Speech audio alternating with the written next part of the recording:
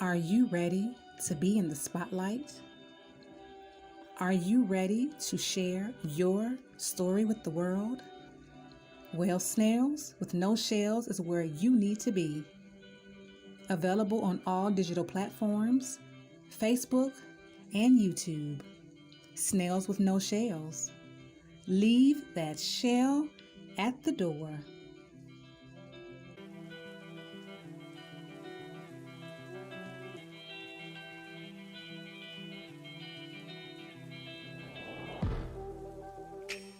Where did we go wrong? We were doing so well. Is it just my imagination? Or is it just insanity for me to constantly care for that deep soul feel love, that protective, connective kind of love, that I love you cause I want to, kind of love, kind of love.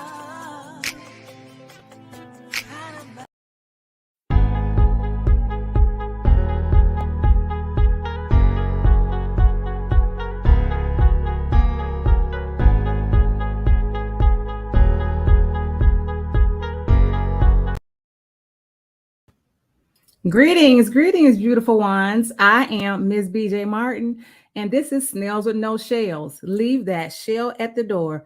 Be a slug for a little while. That's the only rule that I have in this room. All right. So let's get into it. I'd like to bring my beautiful, amazing guest to the stage. Erica, Yvette. Hello. How are you?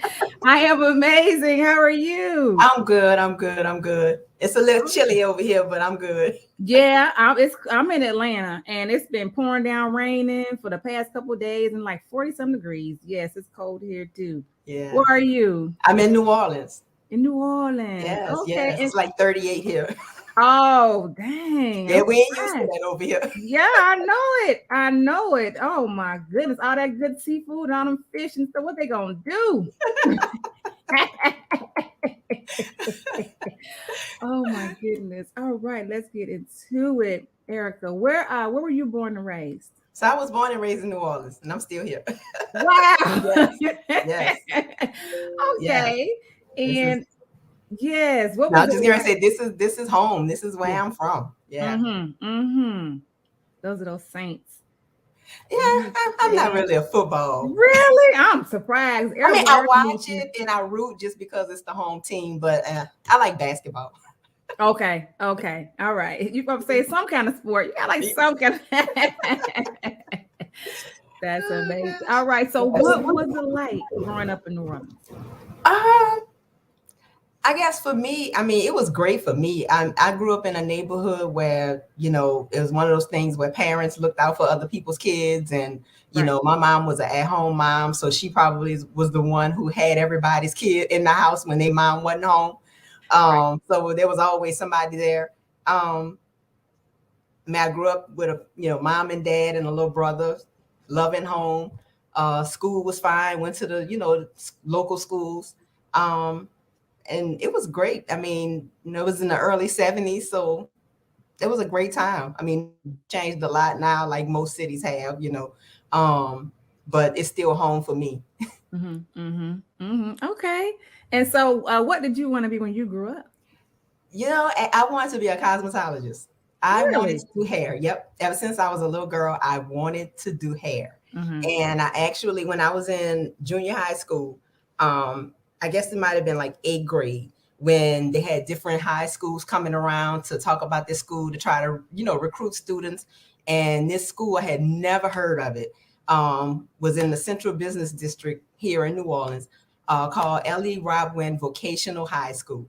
Those people came to my school and they told me about the cosmetology program. I went home like, Ma, I know where I'm going to high school. I know where I'm going. And I went there and it was great. So 10th, 11th, 12th grade, by the time you finished 12th grade, you should have been going to state board to take your exam. But unfortunately, we had a teacher that didn't do right by us. And I ended up not having the amount of hours that I should have had to go to state board. And mind you, I was a kid that went to school every day. So at the end of your 12th grade year, from 10th, 11th, and 12th, you should have had, I think it was 1,500 hours. And I ended up none of us, we didn't have it. And so that meant I would have had to start all over again, a school that I was going to have to pay for. My whole purpose of doing that was it was free. It was my high school, and so it kind of put me in a funk, and I'm like, okay, I don't know what I want to do now. That's what I want to do. Right. And, it's like I felt like I wasted my years. I could have went to the school my other friends went to. I went somewhere where hardly anybody knew about it. Right. And it messed me up. And I'm like, okay, what am I going to do in my life? And so I thought about a computer class that I had. And since I took cosmetology all those years, I never learned how to type. So I did have a computer class, and I thought about that. And I was like, you know what? Let's do something with this. And so I went to another vocational school. I didn't go to college. I was afraid of college. So I didn't go to college. Yeah. Went to a vocational school, learned how to type, took up data and word processing, and it just went on from there. So I still, I do my own, do anybody else's hair. So I don't even want to do that anymore. My looks are always different because I do me, but I don't even want to do that. But, now I do payroll at a university here in New Orleans. So I'm a payroll administrator here. So, I mean, from the thing I've done a whole lot of different things, but, that's where I've been the longest.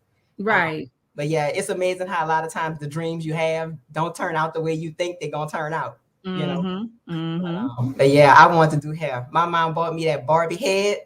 Yes. Taught me how to braid, taught me how to set it. You couldn't tell me I wasn't going to have a salon. That Barbie had it all, boy. Yes, look, I had some Barbies. Well, I think we all did, and I was doing an asymmetric bob, the little high right, low left when I was like 7 before it even came out. Don't ask me where I got it from. I was doing the same thing. I didn't have dreams or aspirations to be a hairstylist, but I used to cut their hair too. I guess that's just one of those things that we used to do, you know. Yeah. And you say you try a lot of different stuff, and when you say that, I'm not surprised because being a hairstylist, that's creative. That's creative. Yeah. That's creativity. That's a creative outlet. So you say you've done different things. I'm not surprised at all. Yeah, I'm not. And I used oh gosh, I had a friend. I was like, oh, let me cut your hair. And she was dating this guy, and he didn't like short hair. I was like, girl, he go to the barber every week. He can't tell you what to do with your head. That's just because I want the cut. She let me cut it too. She let me cut. Oh goodness, I used to love the cut. Ooh, what did he say? I think because it was me and he knew we were like real tight, he was all right with it. Okay. But yeah, I just thought that was going to be it, but it wasn't, but it's okay. God had another path for me to go down. So I'm good. Yes. Okay. All right. So yeah. And that's a whole nother conversation, like as far as men and women's hair and them not liking certain things. I love my beautiful men, though. I do love y'all. I swear I do. Yeah. We have some experiences with that kind of stuff. Yeah.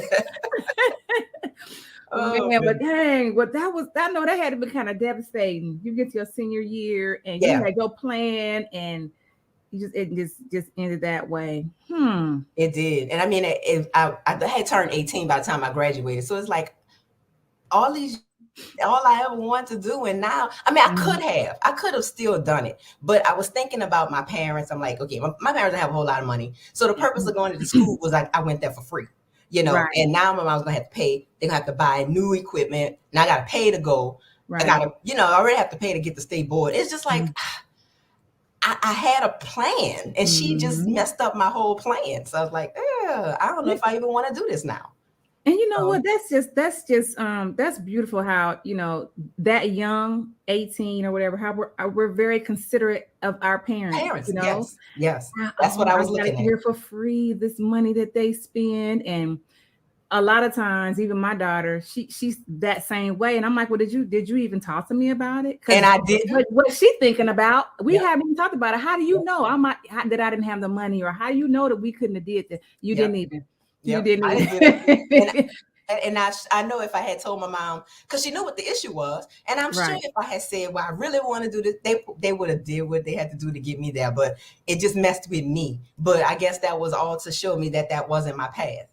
Right. Right. Yeah. We do go through stuff. That's for sure. That's for sure.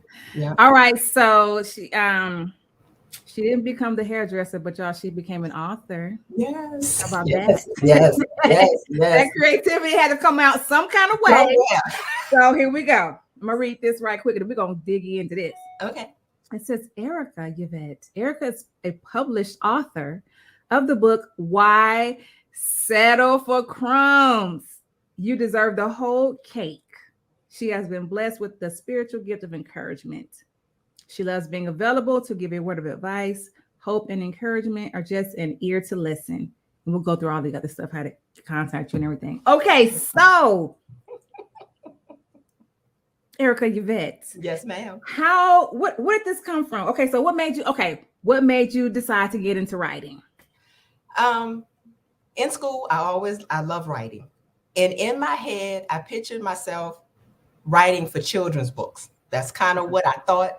I never really did anything to pursue it, but me writing this particular book was based on an experience I had with my ex-husband. So I settled for crumbs. But I deserve so much more. So that's the background behind the book. After I divorced him, I started writing. And originally the title was Stop Settling for Less Than You Deserve. And I guess I didn't really have anywhere to go with it because it was full of all of the things that he did and all of the negativity that I experienced. But I didn't have anything happy to put in it. I didn't know at the time that that's why I stopped, but that's really probably why I stopped. It didn't really have anywhere to end. Then I met my current husband, great person, met him through some family, and, everybody's like, oh, he's a good guy. Y'all need to meet. We met and hit it off. And now we've been married almost 17 years. And I had this draw in me of wanting to help people and not knowing what that help looked like. At the time, I had two friends that were battling cancer, and I was kind of feeling a certain kind of way. We have a regular job, and I'm not able to be there for them if they needed, errand ran or something. I'm like, I got people I want to do stuff for, but because I got this job, I can't really do it. And somebody asked me if I was still working at the university, and I was like, yeah, I've been here a while. And they mentioned retiring from there. And I was like, no, I don't know if I'm gonna be here that long. I have other things I'm working on, and I there's something I want to do with my life, and I don't know what that is. I don't know what I want to do. And the girl said something to me, person. She said, have you prayed about it? And I was like, really? I have not. And I think the reason why I hadn't was in my own head, I don't have time to do what I want to do for people. So I didn't pray to ask the Lord, show me how to do things. I just, said it in my head. I don't have the time. And when she said that to me, I was like, I really have not prayed. Like I pray when I lose keys. Like, Lord, where are my keys? And Spirit will show you where they are. I've done it. Right. But I did not pray. And so that night, and I remember the date because it was the day before my husband's birthday. And so it was August 28th. Well, this was August 27th. And so that night I went to bed. And I was like, Lord, I have not asked you, what is this help that I need to give? What is it that I'm supposed to be doing? And I went to bed. I woke up that morning. It was still dark outside. I don't know what time it was. But things from my old relationship started playing in my head. And to myself, I said, man, I settled for crumbs. And I was like, why settle for crumbs? You deserve the whole cake. And it reminded me of what I started writing those years ago. Don't settle for less than you deserve. And I'm like, I'm supposed to be writing a book. I have a book to write. Yes. It was so clear. It was literally the next day. So I'm headed to work. I'm calling my mom. I was like, Erica, it don't take the Lord all day to answer a prayer. I'm like, yeah, but I never had one answered the next day. I know the Lord worked like that, but I never experienced that. So I went to work and I was all excited. And the girl who told me that, I said, girl, I got a book to write. And I got home. I left work that day and went to Walgreens, got my husband a birthday card because his birthday was the next day, and bought a tablet. And literally August 28th, I started writing, and I ended up with a book. I finished that book in November. So from August 28th, November 5th was the last date that I typed anything. So 2 months and like a week, I wrote a book. Wow. Now, it's not a big book, but I wrote a book. Look at that. But hey, doesn't have to be that big. And I wrote it, and I'm like, this is the help I'm supposed to be given. Mm-hmm. I have been one that, friends will come to me, people that I don't know. You end up in a grocery store and somebody says something about their man, and you end up talking, and I'm giving encouragement. Yeah. I have always been that person. My husband tells me all the time, you're so wise, you're so wise, and I know with the advice that I give, I'm not telling you crazy stuff. I'm telling you on a spiritual level how you should handle a certain situation. I'm not gonna tell you, girl, go slit his tires. I'm not gonna tell you that. No. Even if I think it, I'm not gonna tell you. So it's like, yes, this book I wrote to help people. There's so many women, we get into these relationships and we just settle. It's things that happen. For me, there were things that happened I never questioned. I just let them go. And eventually they came back around because it needed to be addressed. And so when you settle, you're getting the least of what you deserve. And in a relationship, you deserve to have the happiness that you want. Yes. And if you with somebody that's not doing that, then you got decisions you need to make. So that's the whole basis of the book. It talks about my experience, but I ask a lot of questions in this book. And I also have note sheets behind every chapter for you to read it and evaluate where you are. If somebody is in a relationship, are you happy? Where are you? How are you feeling in it? How are you with this other person? Because if you're dealing with some stuff that you're not happy, especially if you're in a relationship and you're not married, it's hard when you're trying to make a decision to leave, and that's not what I'm advocating, but you deserve the best, Yeah. So it really makes the reader think about, where am I? Am I happy? Do I have crumbs or do I have the whole cake? Right now I have the whole cake, right. And I desire everybody to feel that. Yes. It's a wonderful feeling to have somebody that supports you, that has your back, that they're concerned about you. Whenever time I leave my house, my husband tell me, be careful. Right. I had somebody at the time that I was married before, I didn't drive. I had somebody that we had a car, and I would catch the bus to go to work, and I had to catch 2 buses to do that. Yeah. So I tell you, I had crumbs. Yeah. Good night. Look, I'm not judging because no, and I mean, it's just like, it's night and day when I compare the two.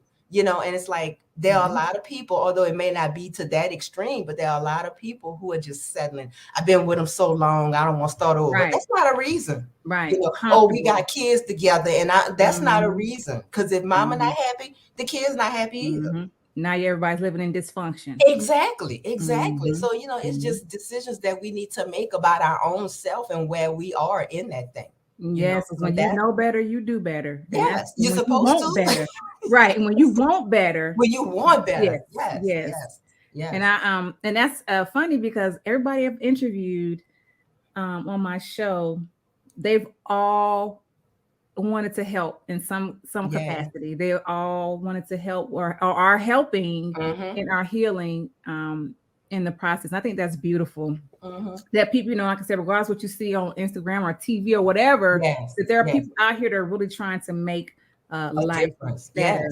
Yes. And your situation, with your ex-husband, like, you had to go through that, right? Because otherwise, how would you relate to anybody else who's going through it? I'll talk about that, how we all have had our own I almost call them like tragedies in a sense. It's like something tragic that happens in your life that kind of shakes you up. I say you kind of have a spiritual awakening in a sense. Yes. It changes your whole life. It's like a life changer. And it may not change instantly, but just you're growing, you're starting to change and develop into this a whole nother human being, right? Yes. And so, and yours just happened to be with your marriage. Now she wanted to be this hairdresser, helping people to look beautiful, right?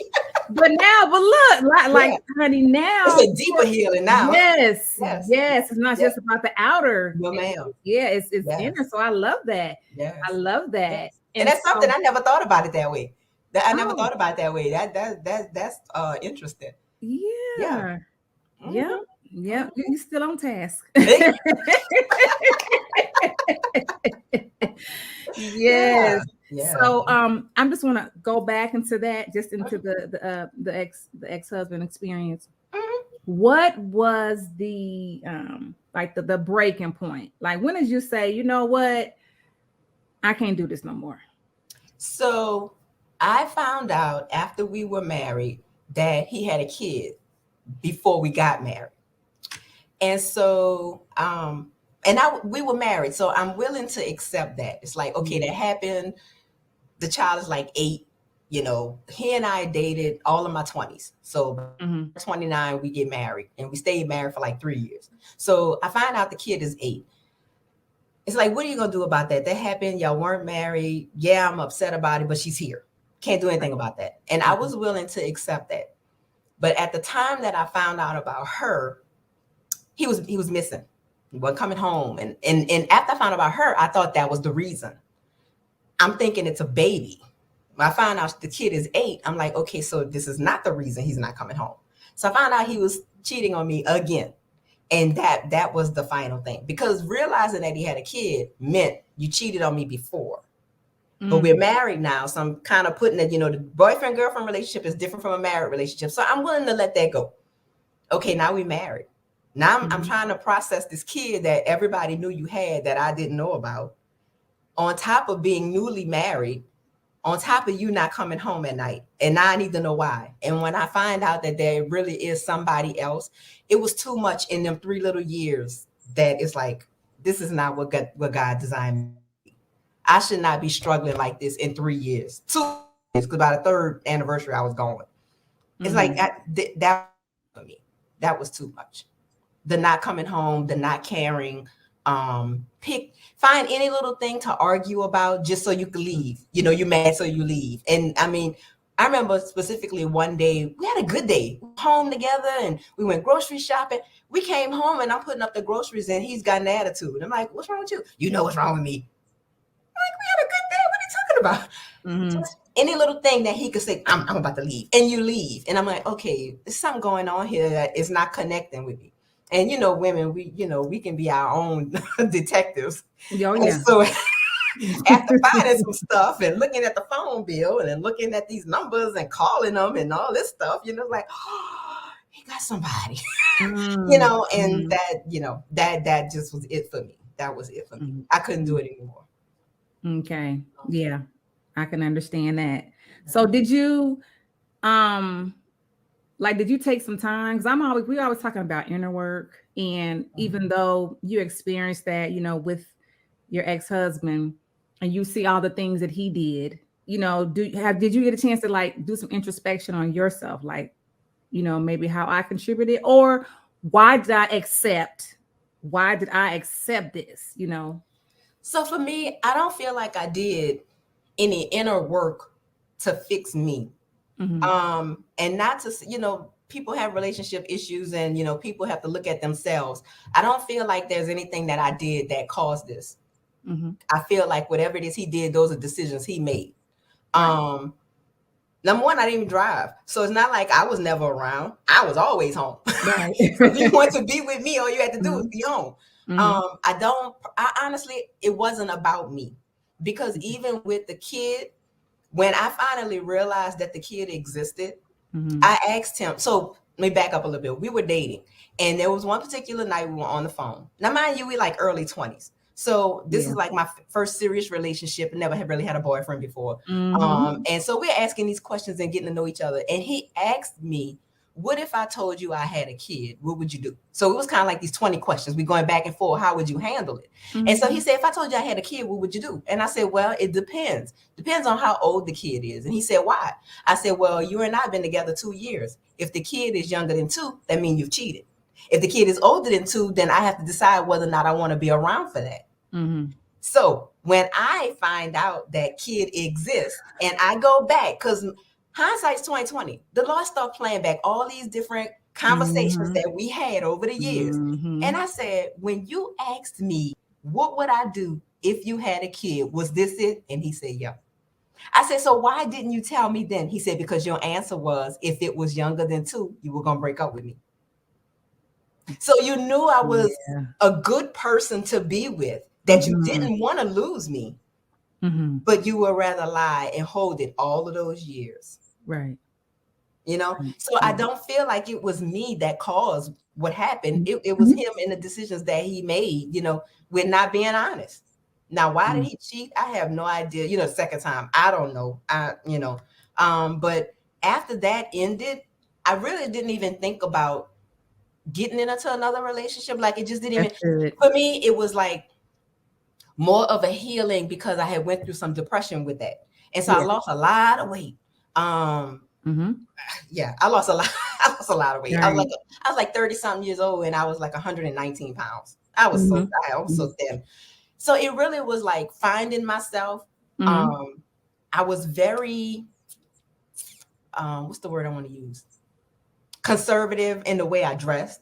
Everything was all covered up. And I didn't get provocative, but I wore sleeveless stuff. I started different kind of hair. I never wore fake hair. Girl, I wear a wig in a minute. Just things changed about me. I felt a growth in myself.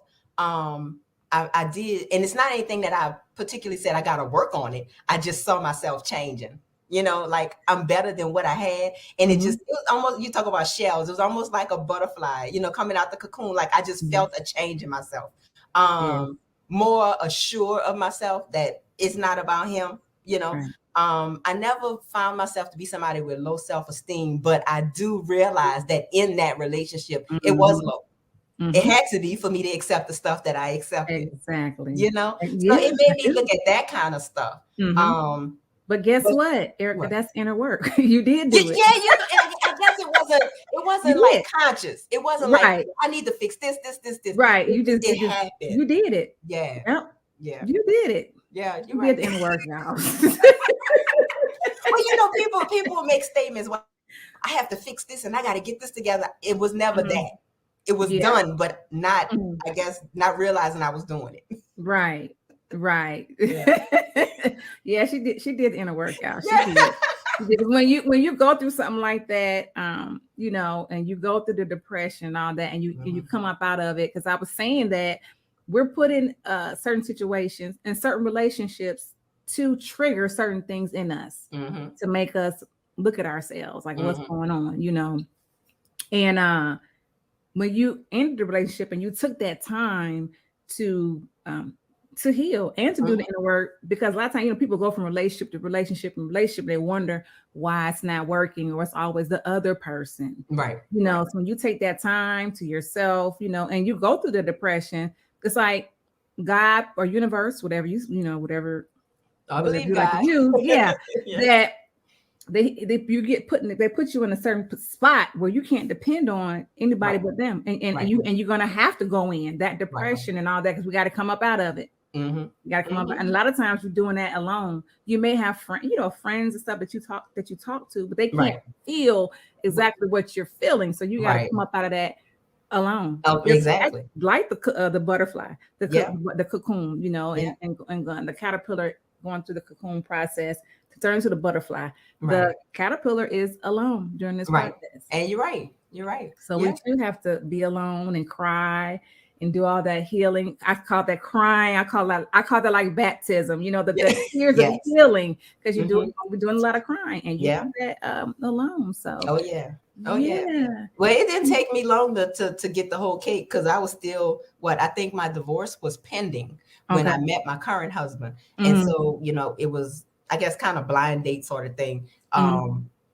Hey, can we give him your number? Okay, yeah. And it was my cousin, so I trusted them. Because I think I really believe that after that previous relationship, I probably wouldn't have been able to trust anybody I just met off the street, because his whole family hid this kid. So we can't say, oh, you can ask my mama. Nah, I done had a mama lie. You can ask my cousin. Nah, I had cousins. So I probably wouldn't believe anything anybody told me. So the fact that these were my relatives is like, oh, so-and-so has a friend. It was my cousin's husband's friend. So it's like, oh, my girl has a friend, and I think y'all be good. And I was like, okay, and they told him about me. And so, we talked, and then we went to lunch. And then because I was still legally married, and I was like, look, I'm still married. I want to do stuff the right way. We've met. We can't see each other. And that really gave us a time to get to know each other. It was almost like being 16 again, on the phone all time, and that talking. So that was like June, July, August. My divorce papers came. We went on our first date. It wasn't even weird, because we had been talking for a whole month, and so shoot. February. Then next year we were engaged. We got married in August. Yes. I told somebody, I was like, I'm getting married. Like, get married? Didn't you just get divorced? Oh, yeah. Yes, and so what? So what? It don't count. That don't count. It don't take months and Sundays to know. You know, the other person I was with for like 8 years, 8, 9 years, stayed married 3. I'm like, it don't take months and Sundays to know if it's right, you know? Right. So, right. Yeah, it was August of this year, it'll be 17 years. So yeah, we good. That's congratulations. That Thank is you. amazing. Yes. Wow. I love your story. Thank you for sharing with me and the audience. We're gonna this is gonna really help somebody. I feel like we just help one person. Exactly. You know, today. Because then we pay it forward and you help the next, and you help the next. Yes. And the thing about the thing about me writing this book, like that from my experience, that there is somebody that can connect with this to say, you know what, I felt that. May not be the same exact situation, but we've settled at some point in a relationship and like, okay, why am I still here? You know, so to know that it can be fixed if 2 people willing to fix it, you know, and I say that in the book. By all means, I'm not advocating for people to just go out here and get a divorce because they ain't happy, but you do have to evaluate it. If you got somebody that's with you, you know, like I heard somebody say, you can't build the house and you're the only one carrying the bricks. You know, that other person's got to be there. If they're willing to, you know, if you're willing to work it out, hey, work it out. But one of my issues was that I wasn't vocal. So in my settling, when I saw things, I didn't question them. If I had questioned stuff way back before we even got married, I would never even marry him. But I just took what he, you know, first boyfriend, I'm all excited I got a boyfriend, you know, so it's like whatever happens, like, you know, you just shrug it off and just let it go. That'll change or whatever. And, you know, those things that you thought would change didn't change, just carried into your relationship or into your marriage. And it's like, okay, he's still doing this. And I ain't happy, you know, so what do I do? You know, and this, as the problems started piling on and it got more and more and more, you know, it just became too heavy to hold by myself. But, you know, this book was written to motivate you to examine where you are. You know, I even have a questionnaire in the back. You know, I got this from Oprah. I remember years ago, Oprah had somebody on her show. If you think about your relationship and you have your 10 fingers, she said on your 10 fingers, count all the good stuff. And then on the same 10 fingers, count the bad. And if the bad outweigh the good, you got something to think about. But if the good outweigh the bad, you're doing pretty good. You know, so I have that in here. Write down, you know, 10 things that you're satisfied with, and then write the things you're not. And if the things you're not satisfied with outweigh the good, then it's some decisions you need to make. It's conversations that you need to have, because who wants to be in a relationship with somebody and you're not happy? Right. You know, I mean, you shouldn't look for a person to make you happy. God gives joy. We get happiness, you know, it's conditional. But just being around somebody and y'all can't stand each other, or you don't want to be in the same room, that's not healthy. So why settle for that type of a relationship? You know, and I break it down for all the sisters, because I'm like, if you're with somebody and it's somebody else's husband, you might want to rethink that. Yes. You know, I cover all areas, because, you know, we settle for that too. And we think we're special because, oh, girl, he got a husband, but he with me. He ain't leave her, he ain't divorced her, you ain't that special. You know, so I mean, I break it down for everybody. Because we settle in all kind of things and we think we got the good deal. No, not all the time. Right. You know, that's what we tell ourselves, but look at it for real. Right. You know? Right. And I had an experience. Well, I did a video. I was talking about how I was settling for coffee at a certain coffee shop because of the convenience. Because it was very convenient for me to get there, you know. And I was having a bad experience with the coffee. So, at one time it was half cold. The other time it wasn't sweet enough. I couldn't taste it. You know, I kept having, but I was like, oh, that's okay though, because, you know, it's convenient. It don't take me no time to get here.